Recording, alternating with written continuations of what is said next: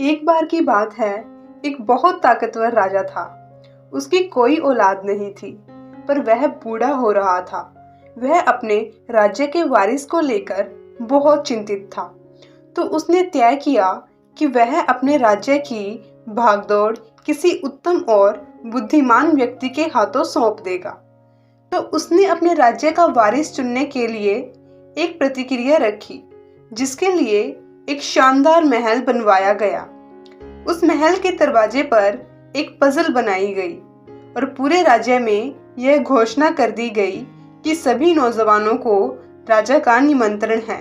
जो भी उस पजल को हल कर दरवाजा खोल देगा, उसे राज्य का उत्तराधिकारी चुन लिया जाएगा। जिस दिन घोषणा की गई, उसी दिन से नौजवानों की भीड़ महल के दरवाजे के सामने पजल हल करने के लिए इकट्ठा होने लगी। सुबह से शाम नौजवान आते गए और दरवाजे पर बनी पजल को हल करने के लिए सारी नाकाम कोशिशें करते रहे। कोई भी दरवाजा खोल नहीं पाया। ऐसे ही कई दिन बीत गए। सबसे बुद्धिमान व्यक्ति भी दरवाजे को नहीं खोल पाया और हार मान गया। एक दिन दूसरे राज्य से नौजवानों को निमंत्रित किया गया।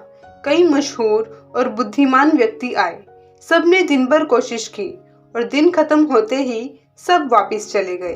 अंत में केवल 3 लोग बचे, जिसमें से 2 किसी और राज्य के थे और तीसरा एक साधारण व्यक्ति था जो कि राजा के ही राज्य से था। जब तक वह दोनों पजल हल करने में लगे हुए थे, तब तक राजा के राज्य से जो नौजवान था वह एक कोने में खड़े होकर उन्हें देख रहा था। जब राजा ने उसे ऐसे खड़े हुए देखा तो उन्होंने उसे बुलाया और पूछा, तुम पजल हल करने की कोशिश क्यों नहीं कर रहे हो? उसने उत्तर दिया, महाराज, मैं आखिर में कोशिश करूंगा। जब सब हार मान जाएंगे, तब तक मैं इनकी कोशिशों को निरीक्षण करता रहूंगा। यह कहकर नौजवान वापस एक कोने में जाकर बैठ गया। उसे उन नौजवानों को देखते देखते पूरा दिन गुजर गया, पर उनमें से कोई भी पजल को हल नहीं कर पाया। पूरा दिन वह पजल को हल करने का रास्ता ढूंढते रहे, कैसे वह दरवाजा खोले। अंत में उन्होंने भी हार मान ली। यह देखने के बाद कोने में बैठा नौजवान खड़ा हुआ और दरवाजे के पास गया और उसने आसानी से दरवाजा खोल दिया। यह देखकर सब चौंक गए। सब उससे पूछने लगे, तुमने यह कैसे किया? तुमने यह पजल कैसे हल की? तुमने कैसे यह दरवाजा खोला?